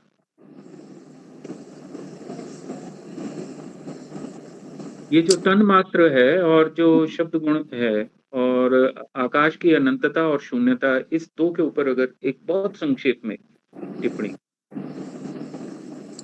तो सृष्टि क्रम में तो लिखा है कि पहले आकाश भी नहीं था, ब्रह्म से जी, आकाश हुआ, आकाश से जी, वायु हुआ, आकाशात वायु, वायु अग्नि, अग्निरापा अद्य पृथ्वी, ये सब क्रम लिखा है। तो उसी को सूर्य सिद्धांत में पंचरात्र दर्शन के आधार पर कहा है कि पहले वासुदेव था, मतलब केवल वास स्थान था। हुँ, उसके बाद संकर्षण हुआ, संकर्षण मतलब एक का आकर्षण होगा, सभी पिंडों का परस्पर आकर्षण संकर्षण होगा। तो परस्पर आकर्षण से गैलेक्सी और तारा बने। तारा बनने के जी, बाद जब प्रकाश निकलना शुरू हुआ, वो प्रद्युम्न अवस्था थी, तो मैंने जी, प्रद्युम्न का मतलब ब्राइट हुआ। और उसके बाद पृथ्वी पर अनंत प्रकार की सृष्टि हुई, अनिरुद्ध हुआ, अनिरुद्ध मतलब इनफाइनाइट के अर्थ में है। तो ये क्रम जी, सूर्य सिद्धांत में दिया हुआ है। सूर्य सिद्धांत में तीनों का समन्वय है, हिरण्यगर्भ का, पुरुष सूक्त का और पंचरात्र का और सांख्य सिद्धांत, 4 का समन्वय, चारों को मिला जुला करके व्याख्या की है वहाँ। अच्छा, चलिए ठीक है। तो अब आज की इस परिचर्चा को हम यहीं पे पूर्ण करते हैं और आभार तो मैं जितना व्यक्त करूँ वो कम ही होगा, क्योंकि इस तरह का ज्ञान, इस तरह से उसका ज्ञान का प्रवाह और उसके लिए अनुकूल शब्दों का चयन, उसके लिए तो जितना हम साधुवाद श्री अरुण कुमार उपाध्याय जी का करें, मुझे लगता है वो कम ही होगा।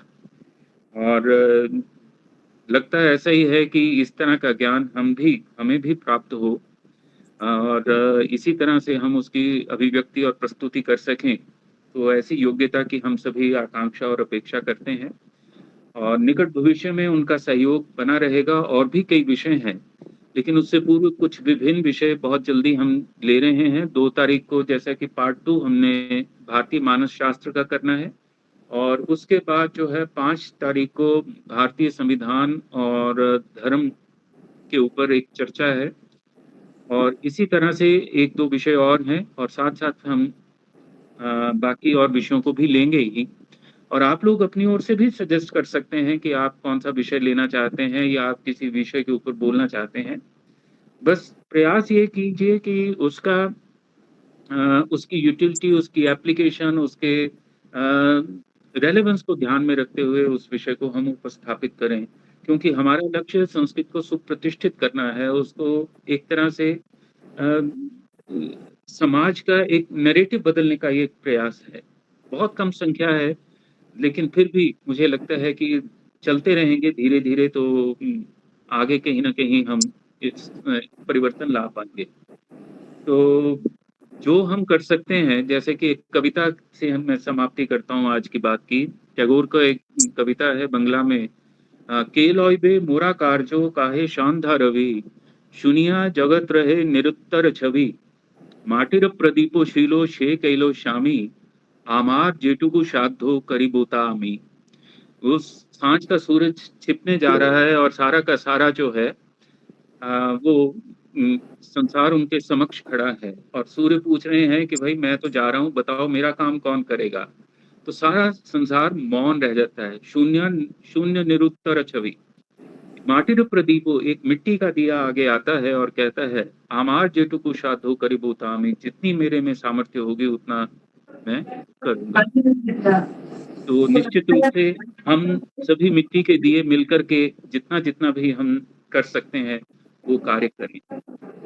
तो धन्यवाद है डॉक्टर साहब और बाकी सभी साथी जो प्रतिभागी हमारे साथ जुड़े चर्चा की, वो सब अत्यंत आदर और साधुवाद के पात्र हैं। धैर्यपूर्वक उन्होंने सुना और निरंतर हमारा सहयोग कर रहे हैं। अच्छा, उपाध्याय जी का नंबर शेयर कर दें तो बेहतर हो बात करने में इनसे। जी सर, आप चैट बॉक्स में अपना नंबर साझा कर दें तो बहुत अच्छा है, नहीं तो मैं डॉक्टर मनमोहन जी को आपका नंबर तो भेज ही दूंगा। सर मैं भेज दूंगा आपको नंबर, कोई दिक्कत नहीं है। Right sir. जी, thank you everyone, thank you so much. आप लोग मीटिंग छोड़ सकते हैं अब, इसको यहीं पे आज की सभा पूर्ण करते हैं। Thank you so much, thank you.